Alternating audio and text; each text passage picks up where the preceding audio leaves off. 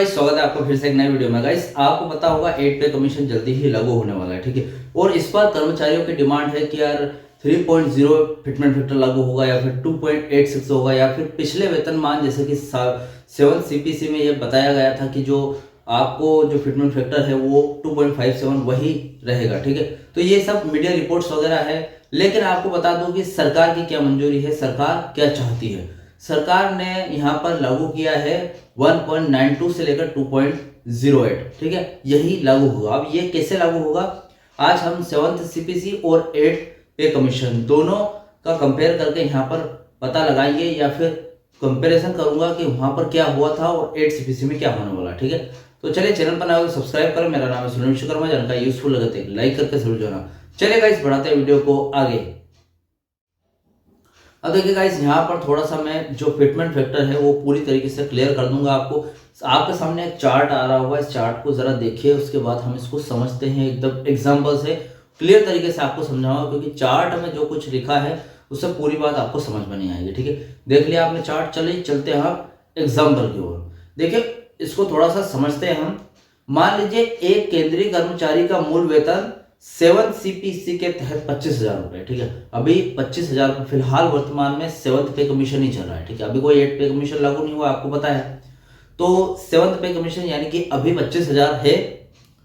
7वें वेतन आयोग का प्रभाव यानी कि पिछला, यह सिर्फ समझने के लिए है कि 7वें वेतन आयोग में क्या हुआ था, ठीक है।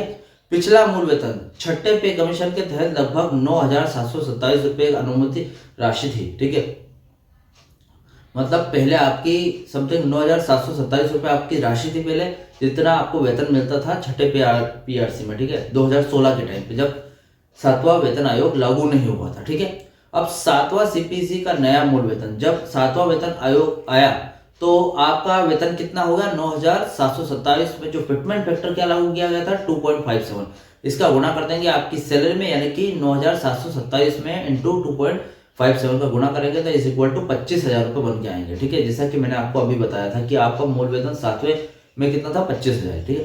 यानी फिटमेंट फैक्टर 2.57 ने मूल वेतन को लगभग 2.5 गुना बढ़ा दिया था, ठीक है। अब जैसे हमने फिटमेंट फैक्टर का गुणा किया अपनी बेसिक सैलरी में, तो आपकी बेसिक सैलरी कितनी हो गई, 2.5 गुना बढ़ी। अब यहां पर देखिए 8वें वेतन आयोग का संभावित प्रभाव। अब इस 25,000 के मूल वेतन पर 8वें वेतन आयोग का असर क्या होगा वो देख लेते हैं, ठीक है। अब देखिए यहां पर वही स्थिति है, पहले मैं आपको बता दूंगा, कैलकुलेट करूंगा तो डायरेक्ट यहां पर स्क्रीनशॉट आएगा, यहां पर क्या कैलकुलेटिंग कर रहा हूं, ठीक है। तो देखिए पहले हमने क्या किया था, 7वां मूल वेतन निकालने के 2.57 का गुणा कर दिया था, ठीक है। अब 8वां मूल वेतन निकालने के लिए सरकार की मंजूरी क्या बोल रही है, जिसे कर्मचारियों की मंजूरी की 2.86 से लागू होगा, ठीक है। ये एक डिमांड है। तो यहाँ पर देखते हैं 25,000 इंटू 2.86 करेंगे तो कितनी हमारी सैलरी बनती है, 71,500। सरकार की मंजूरी कितनी है, 2.08, ठीक है। उससे अगर निकालेंगे तो 25,000 इंटू 2.08 करेंगे तो इज इक्वल टू आएगा 52,000 रुपये, ठीक है। एक और बताएगा 1.92, जैसा कि मैंने आपको कैलकुलेट करके बताया था इस वीडियो में। मैंने पूरी कैलकुलेशन की थी कि 1.92 आपका फिटमेंट फैक्टर कैसे बैठ रहा है, ठीक है, और वो भी विथ प्रूफ, हर एक चीज सटीक क्लियर, ठीक है। तो आप मेरा वीडियो देख सकते हैं, मैं आई बटन में डाल दूंगा इस वीडियो को ताकि आपको समझ में आ जाए, ठीक है। अभी देखिए यहाँ पर अगर 1.92 से 25,000 का गुणा करते हैं तो कितना आता है, 48,000 रुपये बनते हैं, ठीक है। अब ये फिटमेंट फैक्टर से आपकी सैलरी कितनी बनेगी, वो अब जो डिमांड है कर्मचारियों की वो 2.86 है, अगर उससे गुणा करेंगे तो 71,500 बनेंगे आपके, ठीक है। यह अंतर, ये जो है, ये हमने कंपैरिजन किया, ये क्यों मायने रखता है वो देख लेते हैं। 2.86 यानी कि कर्मचारी संघ की डिमांड है, लागू होने पर 25,000 का मूल वेतन बढ़कर 71,500 हो जाता है।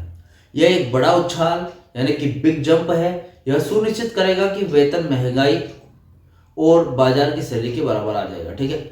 अब देखिए 2.86 से लागू होता है तो यहाँ पर कर्मचारियों का मानना है कि भैया जो बाजार में महंगाई चल रही है उसके हिसाब से 2.86 से लागू होना चाहिए, और मेरे हिसाब से देखा जाए तो 71,000 रुपये बहुत ज़्यादा होते हैं, ठीक है, कोई कम नहीं होता। आज के टाइम पे बेसिक सैलरी आपके कितने में पड़ जाएगी, सारे खर्चे अगर प्राइवेट जो है, प्राइवेट कर्मचारी काम करते हैं, ठीक है, प्राइवेट एम्प्लॉयज काम करते हैं, इसके हिसाब से 25,000 बहुत है, 25 से 30,000 आपकी हो जानी चाहिए, ठीक है।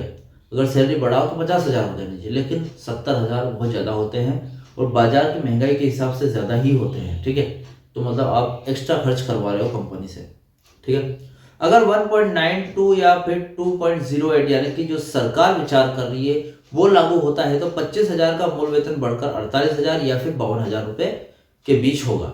यह सातवें वेतन आयोग यानी कि 2.57 की तुलना में बहुत कम वृद्धि को दर्शाता है। यह कर्मचारी संघों को निराश कर सकता है। अब निराश तो होंगे भैया, सब सोच के बैठे हैं कि यार 2.x से लागू होगा या फिर 2.57 से लागू होगा या फिर कुछ मीडिया रिपोर्ट्स के अनुसार 3.86 से लागू होगा। तो भैया क्या सैलरी 3.5 गुना बढ़ाओगे? ये सोचकर बैठोगे तो क्या कैसे क्या चलेगा। मैंने जो आपको पूरी सटीक जानकारी उस वीडियो में दी थी जहां पर मैंने 1.92 फिटमेंट फैक्टर निकाला था वही लागू होने वाला है। वो मैंने आपको जानकारी दी थी, वो मैं दोबारा वीडियो जरूर बनाऊंगा ताकि क्या है इस न्यूज को मैं जो सरकार विचार करी उसको मैं खुलासे से आपको बता पाऊं कि 1.92 कैसे आया, ठीक है।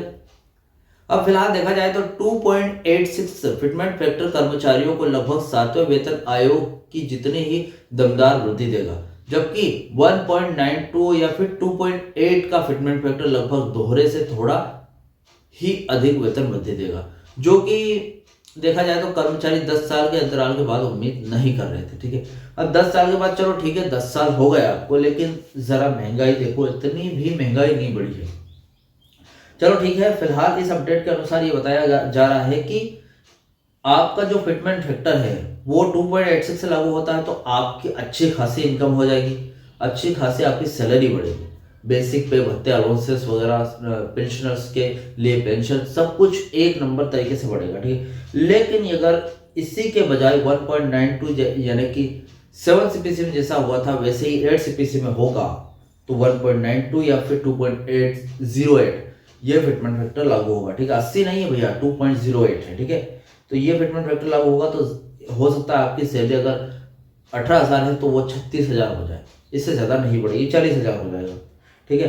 तो फिलहाल यहाँ पर हम सरकार के रुख की बात कर रहे थे कि सरकार का विचार है कि 1.92 या फिर 2.08 ही देगा आपको फिटमेंट फैक्टर, ठीक है। आपकी क्या राय है, कितना फिटमेंट फैक्टर मिलना चाहिए मुझे कमेंट बॉक्स में बताना, और चैनल पर नए हो तो और वीडियो अच्छा लगा तो वीडियो को लाइक कमेंट से जरूर करें। मिलते हैं गाइस नेक्स्ट वीडियो में, सी यू सून।